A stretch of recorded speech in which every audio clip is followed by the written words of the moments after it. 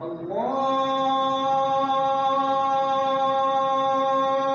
أكبر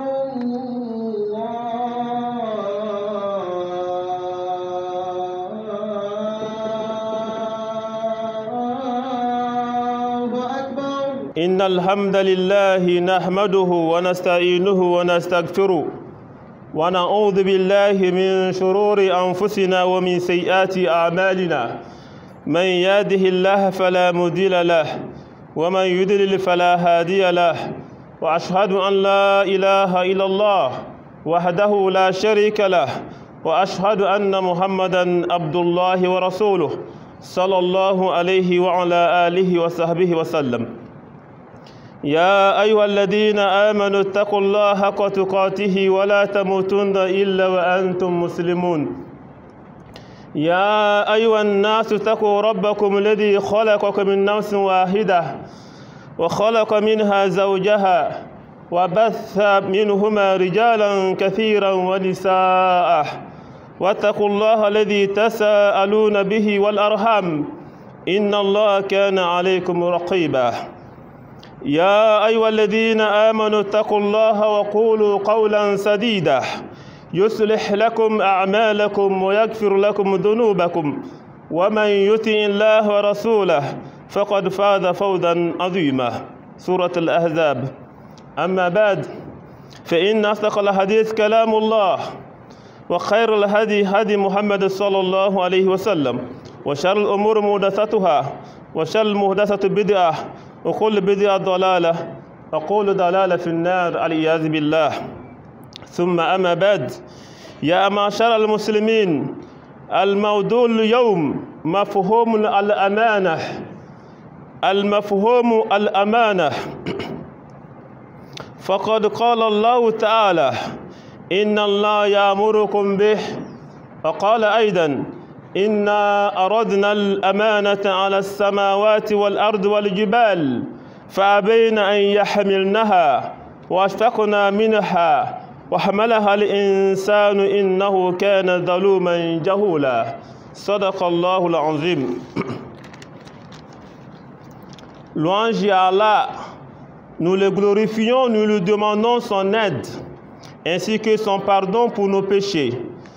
Nous cherchons refuge auprès de lui contre les méfaits de nos âmes et de nos mauvais actes. Celui qu'Allah guide, nul ne peut l'égarer. Et celui qu'Allah égare, nul ne peut le guider. Et j'atteste qu'il n'y a de Dieu en dehors d'Allah, seul et sans associé. Et j'atteste que Mohammed sallallahu alayhi wa sallam est son serviteur et son messager. Ô croyants, craignez Allah comme il doit être craint et ne mourrez qu'en pleine soumission. Serviteur d'Allah, notre appel va porter sur le thème « Aie conscience de tes responsabilités ». Sache que parmi les principes qu'Allah a mentionnés dans le Saint-Coran, qui a une haute valeur, il y a bien sur le principe de la responsabilité. Ce mot ou cette expression qui exprime approximativement la notion arabe de al-amana. Ce terme al-amana englobe beaucoup de choses. Malheureusement, c'est une qualité dont les hommes aujourd'hui, même des musulmans, ont abandonné. Notre époque est une époque où le culte de l'ego fait roi. Chacun et chacune veulent faire prévaloir ses droits avant ses devoirs. On veut se comporter en conformité avec nos passions. Nous sommes donc négligents vis-à-vis de nos responsabilités, vis-à-vis d'autrui. Tandis qu'Allah, au-dessus de sept cieux, nous mentionne son importance quand il nous dit qu'il nous a chargés de cette responsabilité avant qu'on ne nous mette au monde, avant la création des cieux et de la terre, donc depuis notre subconscient. Il dit: nous avons confié la amana, la responsabilité à la terre, aux cieux et aux montagnes. Ils ont tous refusé de s'en charger de ce dépôt et de ce devoir. Les cieux, frères musulmans, la terre et les montagnes ont refusé de s'en charger de ce dépôt. Et Allah en a confié à l'être humain, nous, toi et moi, Nous l'avons accepté et Allah dit de nous, Innahu kana zaluman jahula. Et l'être humain est très ignorant et très injuste. Allah nous ordonne de garantir cette responsabilité des uns envers les autres lorsqu'Allah dit Inna Allah ya'murukum. Certes, Allah vous ordonne de donner le dépôt qui vous a été confié et d'assumer votre responsabilité envers ceux qui la méritent. Et lorsque vous jugez entre vous, jugez avec justice. Certes, c'est une excellente chose qu'Allah vous ordonne. Et Allah est parfaitement audient et clairvoyant. Al-amana huwa ad-damanu huquq bayna al-abdi wa bayna rabbi subhanahu wa ta'ala wa bayna khalqillah ajma. La notion de responsabilité est une notion magnifique si nous sommes conscients. Malheureusement, nous la délaissons et nous ne voulons pas qu'on nous parle ou qu'on nous rappelle nos responsabilités diverses. On ne veut pas entendre parler car elle nous mettra dans une situation inconfortable. Nous adorons nos penchants. Nous suivons nos passions. Nous aimons suivre nos faiblesses. Aujourd'hui, malheureusement, les gens utilisent des concepts, inventent des principes. Certains parlent de santé mentale. D'autres énoncent la charge mentale, des concepts importants mais utilisés pour se dédommager de nos responsabilités qu'on a vis-à-vis de Dieu, qu'on a vis-à-vis des serviteurs de Dieu. Allah subhanahu wa ta'ala nous interpelle quand il dit que celui à qui il a été confié une responsabilité, qu'il l'accomplisse et qu'il craigne Allah, son Seigneur. Sachez, frères et sœurs musulmans, que la responsabilité a ses degrés ou variants. Premièrement, celle du serviteur à l'égard de son Créateur. Allah a fait de l'homme son vicaire sur terre. Elle est donc la plus importante, la responsabilité de din de notre religion. Allah te questionnera de ce que tu as fait de sa religion. Ne nous contentons pas seulement de dire un musulman, je suis musulman. La religion, c'est un lourd dépôt.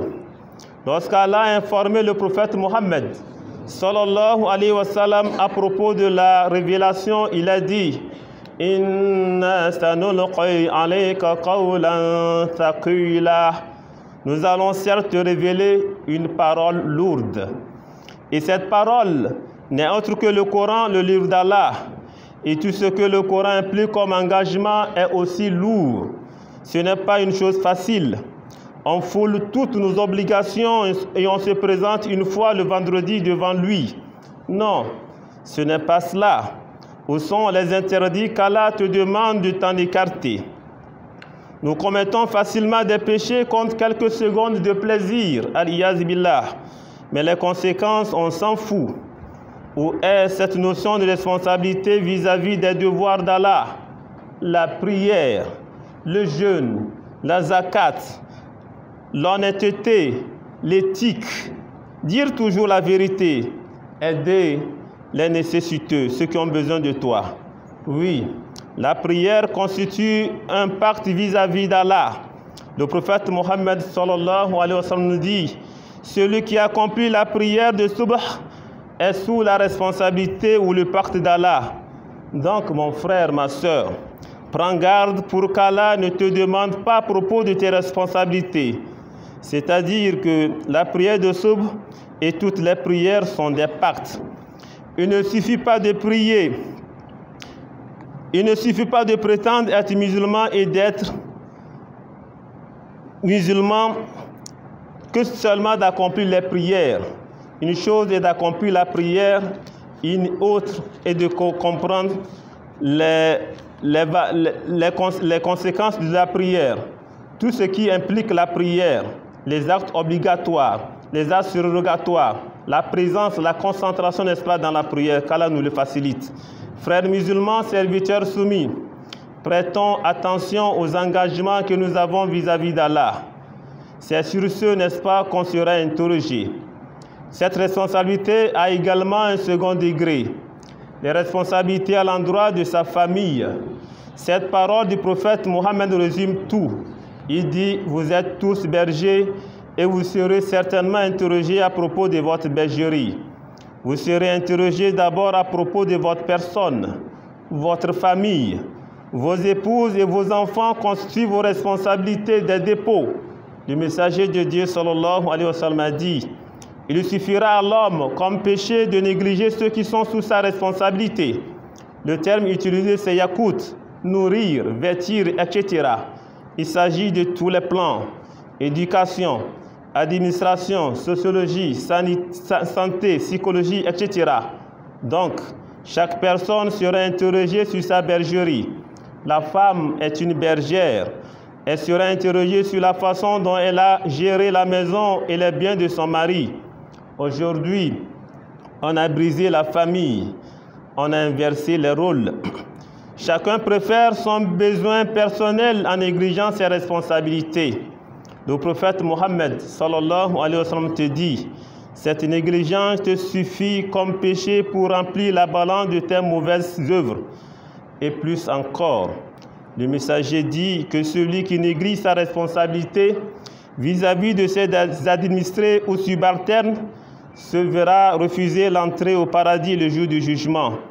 Il dit encore, sallallahu alayhi wa sallam, il n'y a pas une personne avec qui Allah confie une responsabilité, qu'il trahit quand il meurt dans cette négligence sans qu'Allah lui interdise le paradis le jour du jugement. Nous implorons ensemble Allah qu'Allah fasse qu'on soit parmi les gens qui remplissent, n'est-ce pas, leur engagement, leur responsabilité. Implorons ensemble Allah pour le pardon de nos péchés. Alhamdulillah, alhamdulillah rabbil alamin, wa salatu wa salam ala rasulullah.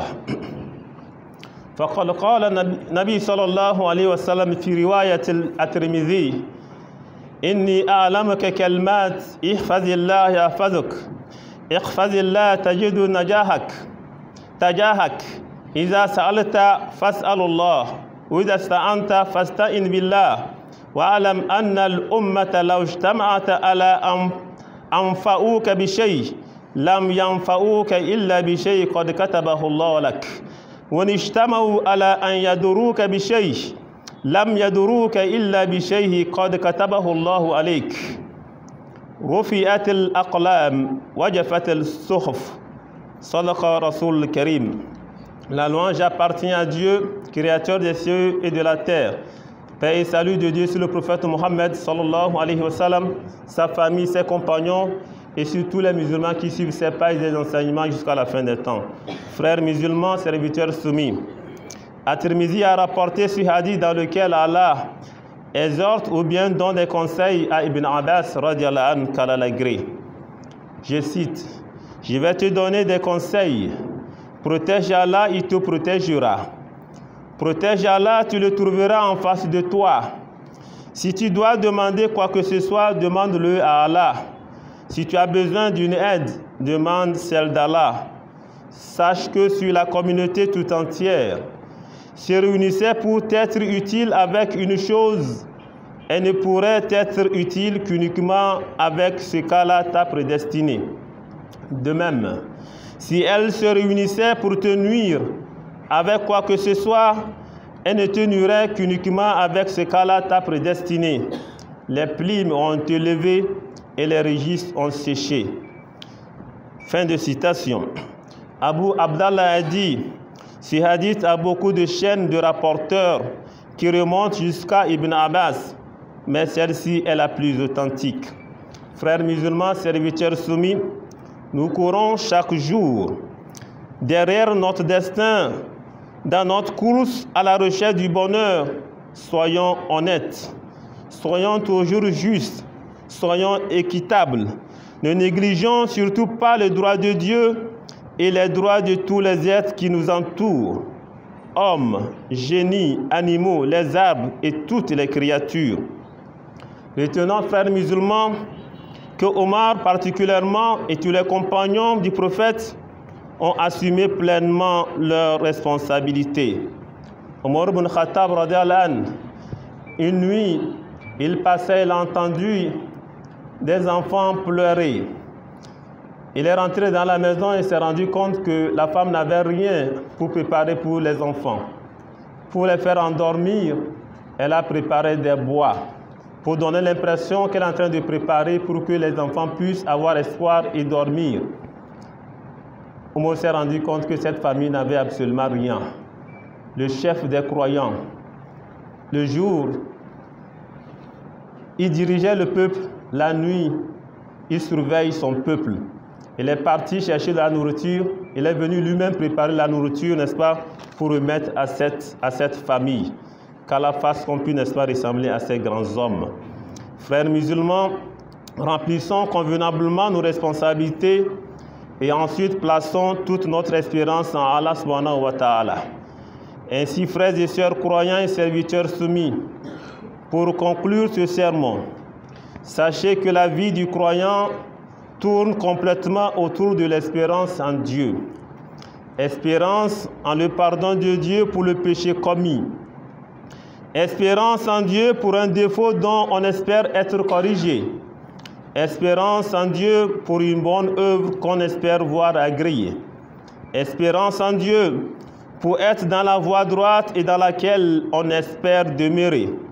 Espérance encore en Dieu pour mériter sa proximité et y résider.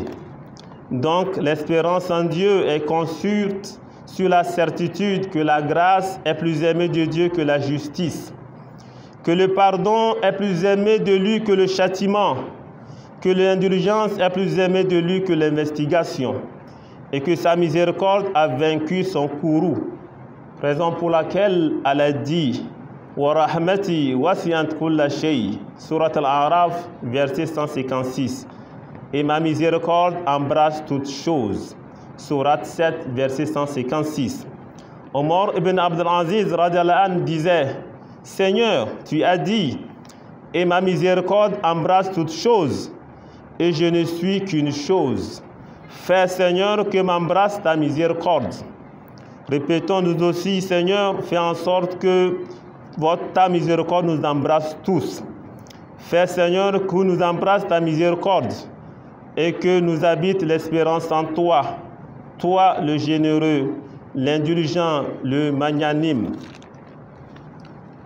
Invoquons: Seigneur Allah, accorde-nous une belle part dans ce bas monde, une belle part dans l'autre monde. Éloigne-nous du châtiment de l'enfer. Seigneur Dieu, nous sommes des étudiants. Facilite-nous les inscriptions, facilite-nous les leçons, facilite-nous les leçons, facilite-nous la survie et fais en sorte qu'à la fin de l'année, on puisse réussir. Seigneur Dieu, donne-nous ce dont nous avons besoin tous les jours. Seigneur Dieu, fais en sorte qu'on puisse, n'est-ce pas, respecter nos enseignants, nos parents, et que nous puissions, n'est-ce pas, réussir à la fin de l'année. Et ceux qui sont dans les dernières années, qui puissent, n'est-ce pas, occuper des fonctions nobles. Seigneur Dieu, ne nous condamne pas pour des erreurs commises par oubli ou par erreur. Seigneur Dieu, ne nous charge pas des fardeaux qu'on ne peut pas supporter.